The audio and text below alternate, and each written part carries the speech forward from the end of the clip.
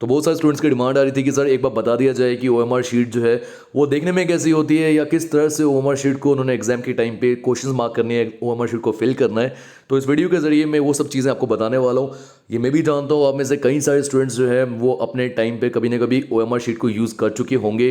कोई एग्ज़ाम दिया होगा उन्होंने, जैसे जेके सीईटी का एग्जामिनेशन था वो भी ओएमआर शीट के ऊपर होता था, या फिर कभी भी आपने किसी इंस्टीट्यूट की ओएमआर शीट को यूज़ किया है, या फिर कोई भी कॉम्पिटेटिव लेवल का एग्जामिनेशन दिया है वहाँ ओएमआर शीट को यूज़ किया है। तो उनको सबको आइडिया है, but at the same time हमें उन स्टूडेंट्स का भी ध्यान रखना है जो कि फर्स्ट टाइम ये एग्ज़ाम देने जा रहे हैं कॉम्पिटेटिव लेवल का, ग्रेजुएट होने के बाद, या फिर जिनको आइडिया नहीं है ओएमआर शीट का।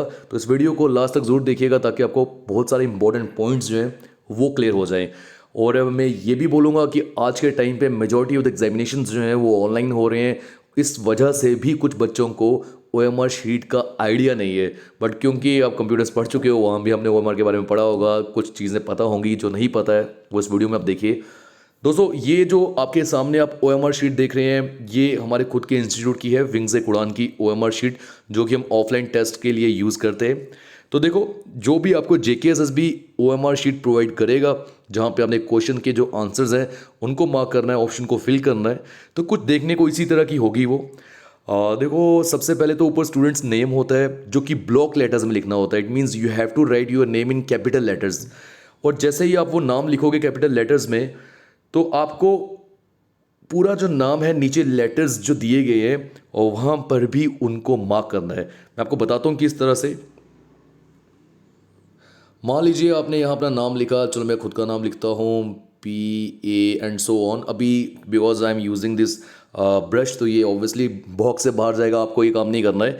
तो जैसे मैं ऊपर P लिखूंगा तो नीचे भी मुझे P को लोकेट करना है, जहाँ भी P होगा वहाँ मुझे उस सर्कल को डार्क कर देना है। तो इसी तरह से जो पूरा नाम होगा मेरा वो नाम मैं ऊपर पहले कैपिटल लेटर्स या ब्लॉक लेटर्स में लिखूंगा, और साथ ही जो नीचे मुझे सर्कल्स दिख रहे हैं उन सर्कल्स को भी मुझे डार्कन करना है। तो ये एक इम्पॉर्टेंट पॉइंट हो गया जहाँ स्टूडेंट्स नेम होता है। और इसी के साथ आपको वहाँ पे आपका क्वेश्चन का बुकलेट नंबर देखने को मिलेगा, आपको वहाँ पे सीरीज़ जो है वो देखने को मिलेगी, हो सकता है सेंटर का कोड भी देखने को मिले। तो ये अब जेकेएसएसबी को डिपेंड उस पर डिपेंड करता है कि अब वो किस तरह से ओएमआर शीट जो है वो दे रहे हैं। बट जो सर्कल्स होते हैं जिनको मार्क करना होता है वो देखने में ऐसे होते हैं। साथ ही ओएमआर शीट के आपको इंस्ट्रक्शंस भी दी जाएंगी, जैसे यहाँ पर भी अगर आप देखो तो जो एक्सट्रीम राइट है वहाँ बताया गया है कि आपको किस कलर का पेन यूज़ करना है, और जो मार्क है वो डार्क होना चाहिए। आपको सर्कल को कंप्लीटली फिल करना है। देखो सर्कल को फिल करना बहुत ज़रूरी है, और कहीं पे भी आप ऐसा नहीं कर सकते एक क्वेश्चन के लिए आप दो सर्कल्स को फिल करो। मैं भी आगे बताऊंगा किस तरह से। अगर ऐसा करोगे तो आपको क्वेश्चन इनवैलिड हो जाएगा, आपको गलत माना जाएगा और नेगेटिव मार्किंग होगी। देखो अगर आप ध्यान से यहाँ पे सामने देख पा रहे हो ये हो गए रॉन्ग मेथड्स।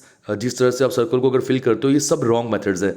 आप सर्कल को साइड से डार्क नहीं कर सकते, क्रॉस नहीं कर सकते, टिक नहीं मार सकते, क्योंकि बच्चों को शायद लगता हो कि सर्कल पे अगर मैं टिक मार दूँ तो ऑप्शन सही हो जाएगा, ऐसा नहीं है।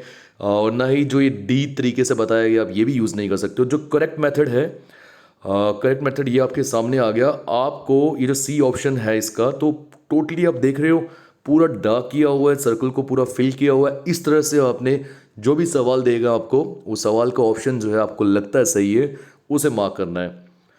क्लियर है? तो इसी के साथ देखो नीचे जो क्वेश्चंस होंगे वो इस तरह से आपको देखने को मिलेंगे। ये हमने जो ओएमआर शीट क्रिएट की है ये 180 क्वेश्चंस की है, क्योंकि एक्सट्रीम केस पे देखा जाए मैंने आपको बताया था जेकेएसएसबी 180 क्वेश्चंस भी एक टाइम पे देता था। तो ये हमने क्रिएट की हुई है 180 क्वेश्चंस की, बट आपको जो देखने को मिलेगी वो आई थिंक 120 क्वेश्चंस की ही रहेगी, क्योंकि आपके 120 सवाल ही है। और मान लीजिए आपने पहला सवाल जो है उसका ऑप्शन मान लो तीसरा जो है उसे क्लिक करना है। तो आप करेंगे कैसे, जो थर्ड है उसको सर्कल को पूरा डार्क कर लोगे आप, ठीक है। और कोशिश करना कि आप जब डार्क करोगे सर्कल से बाहर मत आओ, कोशिश करो कि सर्कल से बाहर मत आओ। डार्क जब भी आप करोगे तो जो सर्कल का सर्कमफ्रेंस होता है वहाँ से डार्क करना शुरू हो जाओ और अंदर की तरफ आओ, ठीक है। ये मैं आपको यहाँ करके नहीं बता पाऊंगा बिकॉज ये एक स्क्रीन रिकॉर्ड हो रही है, मैं मैनुअली नहीं कर पा रहा हूँ इस पर। तो आई थिंक आपको ये चीज़ क्लियर होगी। और इसी के साथ मैं आपको बताऊं, मैंने बहुत बार देखा है स्टूडेंट करता क्या है, पहले सभी क्वेश्चंस को वो सॉल्व करता है अपनी बुकलेट के ऊपर, और लास्ट पे आके वो उन क्वेश्चंस के जो सही आंसर्स उनको लगते हैं वो सर्कल्स को डार्क करता है। OMR शीट के ऊपर, but this is very wrong, क्योंकि ऐसे में मैंने बहुत सारे स्टूडेंट्स देखे हैं जो कि क्वेश्चंस बहुत सारे सॉल्व कर चुके, मैक्सिमम क्वेश्चन उन्होंने सॉल्व कर दिए, बट जब OMR शीट के ऊपर उन सर्कल्स को मार्क करने का टाइम आता है तो उनके पास टाइम की कमी पड़ जाती है, टाइम बहुत ज़्यादा वहाँ पे लिमिटेड बन जाता है उन सब के लिए। तो ऐसे में क्वेश्चंस उन्होंने सॉल्व किए भी होंगे, बट हो सकता है कि 10 15 20 क्वेश्चंस के जो आंसर्स ही मार्क ना कर पाए और जो भी उन्होंने मेहनत की है वो सारी ज़ाया हो जाए। तो इसलिए मैं आपको ये बोलूँगा, मैं ये हिदायत दूंगा, हालांकि आपका खुद का पर्सनल डिसीजन है, आपको जो सही लगता है आप वही करोगे, बट मैं आपको ये बोलूँगा, जब पहले तो वो वाले क्वेश्चंस जिनमें आपको पूरी श्योरिटी है कि भाई हाँ अब मैंने ये आंसर मार्क कर दिया है, ये चीज़ नहीं करना है मैंने, तो ऑन द स्पॉट आप उसको पहले क्वेश्चन मार्क में जब टिक करोगे उसके बाद यहाँ आके भी डकन कर दो।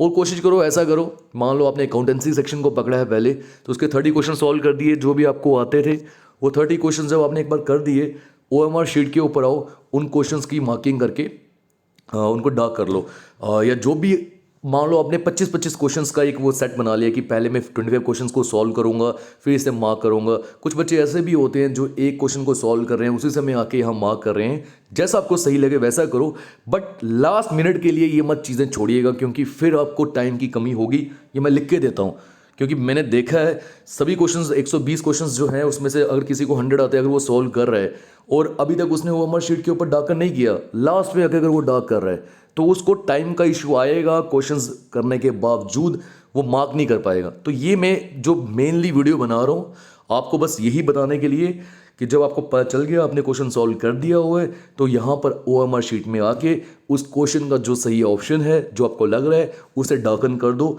लास्ट मिनट के लिए ये चीज़ें मत रखो।